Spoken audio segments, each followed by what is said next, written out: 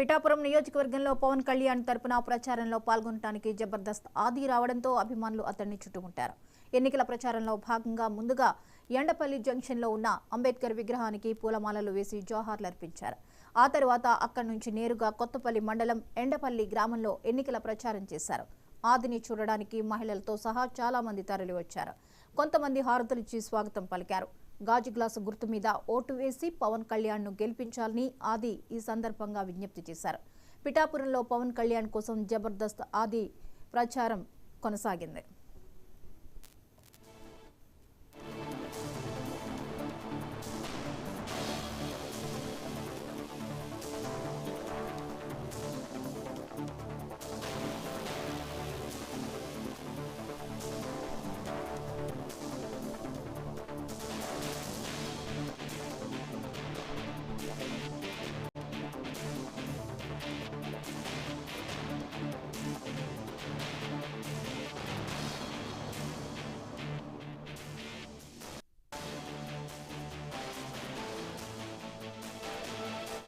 ఈ రోజు పిఠాపురం రావడం జరిగిందండి.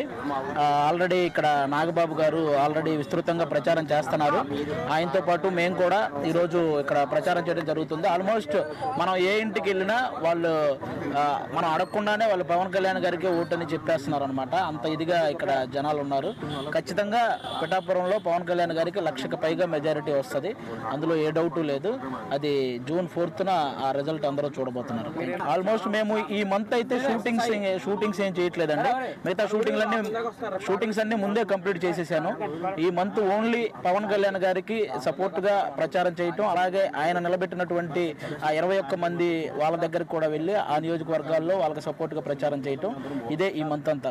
వన్స్ ఎలక్షన్ అయిపోయిన తర్వాతే మా షూటింగ్ కూడా అండి. అంతే. ఉగాది రోజే సొంత ఇంటిని కూడా ఇక్కడ గృహప్రవేశం చేయడం జరిగిందనమాట.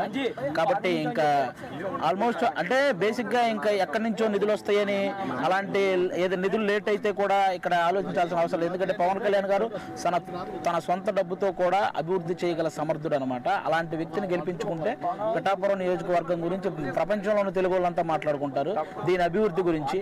కాబట్టి ఇప్పుడు మన తెలంగాణలో హైదరాబాద్ చూడడానికి ఎలాగైతే ఎక్కడెక్కడి నుంచో వస్తున్నారో, అలాగే పవన్ కళ్యాణ్ గారు గెలిస్తే పిఠాపురం చూడడానికి కూడా ఎక్కడెక్కడి నుంచో జనాలు అలాగే వస్తారు. అంత ఇదిగా కంపల్సరీ అండి. పవన్ కళ్యాణ్ గారికి సపోర్ట్ గా ప్రచారం చేయడానికి చాలా మంది రెడీగా ఉన్నారు. ముందు రోజుల్లో చాలా మంది వస్తారు. ఎవరిని నియమించినా ఎవరు ఏం చేసినా జనాలు అందరూ అన్ని గమనిస్తున్నారండి. ఈసారి కళ్యాణ్ గారిని గెలిపించడానికి సిద్ధంగా ఉన్నారు. అందులో ఏ డౌట్ లేదు. పిఠాపురంలో పవన్ కళ్యాణ్ గారి కోసం ప్రచారం చేయడానికి ఈ రోజు పిఠాపురం రావడం జరిగిందండి. ఆల్రెడీ ఇక్కడ నాగబాబు గారు